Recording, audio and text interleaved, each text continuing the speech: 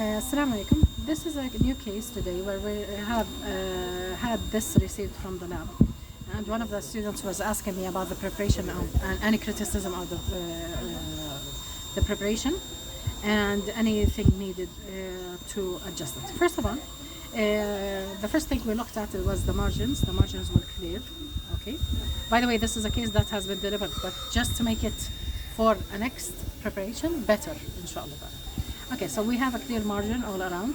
Okay, maybe lost a little bit here. Okay, and we recheck with the other impression. Is it lost? No, it's more clear here.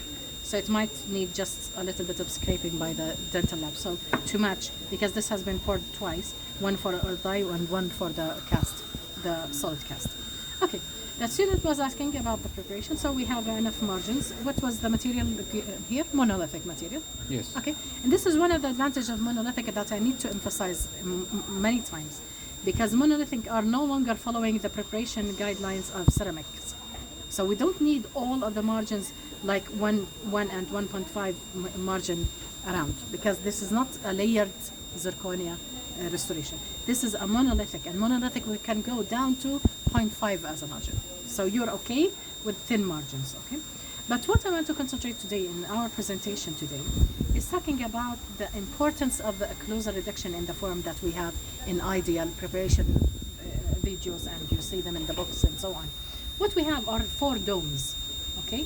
Any preparation of a lower molar goes back to a 4-dome shape, trying to mimic the outer surface of the original tooth, but putting it down in more simpler morphology, okay? But still we have the morphologies of 4 cusps as domes, okay?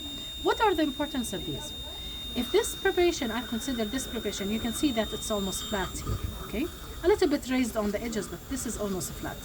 What are the problems with the flat occlusal surfaces? One of the functions of these shapes are a dissipation of the forces. دكتور عندك composite? So the dissipation of forces means that when the food is coming down and you're crushing down the food, the shapes of the domes with these tips there and then wider areas, they guide the food and the forces as well away from the tooth. So you crush the food and it goes away. It's not clogged here. It's not clogged inside. The same way we're thinking about food, also think about it in terms of forces, because the food coming down, it's causing a plunging effect. So its forces, when they come down on a surface that has this shape, these tips will begin dissecting the force, dissipating the forces to the sides and back and forth and to the sides. So these are disrupting the force coming down. But if we have it flat, what will happen? When the food comes down, even the crown, by the way, was fully, the morphology of the crown was perfect. It had the morphology of the cusps, but still the morphology of the cusp will dissipate the food, but it will not dissipate the forces from the occlusal table. What will happen is the forces coming to this occlusal table, this will, any force reaching the occlusal table from the morphology, it is the morphology of the crown dissipates out the forces, but still whatever comes here is all going down to the roots. But suppose this was also had the morphology, this also will further dissipate the forces. So what the crown receives will further be dissipated at the abutment level. Okay, so the dissipation of the forces and the reduction of occlusal forces will not send all of the forces down to the root and cause traumatization, overloading, occlusal trauma to the periodontal ligaments. It will behave in the same as occlusal trauma. So this is the importance of having this shape. Another thing is that this sharp, these sharp edges, I have sharp edges here. All of these are areas of stress concentration in the crown. Ceramic material don't allow for sharp angles. This should all have been rounded. Okay, so all angles. The buccal and lingual wall. The buccal and lingual wall are in 2 planes. You remember the 2-plane preparation? So I should have some other, this is the mid plane, let's say. After the mid plane, I should have another more tapered plane. So this is the one that keeps the ferrule, the resistance form, all of what we talk about, that minimal taper as much as possible. This is in the lower half of the preparation. But in the upper half in the preparation, I said should have more taper. So this is actually what creates the shape.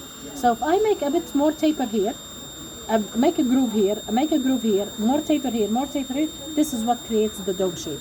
So the dome shape is actually 4 tapers meeting in the tip. So this is the tip.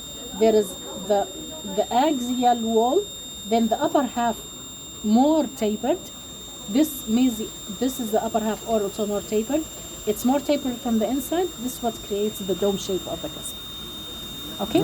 So my comments once more are the sharp angles on the margins, no occlusal morphology in the middle. You have to recreate the occlusal morphology to move away the occlusal forces from the root of the tooth. Okay?